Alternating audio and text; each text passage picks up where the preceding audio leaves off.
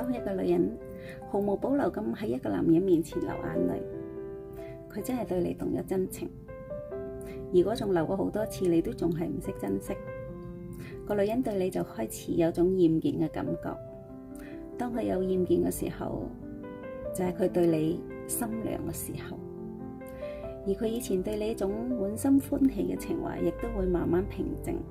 嗰種熱情似火嘅愛，亦都會漸漸咁熄滅。以前當你令佢唔開心嘅時候，佢可以幾日都唔同你講嘢，因為佢鬧緊情緒，佢嬲緊，佢唔開心。但係依家就唔同啦，佢依家講嘢好平靜，一啲火都冇，甚至係懶得同你講嘢，因為佢對你再冇要求，再冇希望。佢喺度調理緊個人情緒，而佢每一次調理完情緒之後，就係兩個人疏離嘅時候。你以為佢唔同你講嘢，係喺度同你鬥緊氣，其實佢係好失望咁慢慢抽離自己，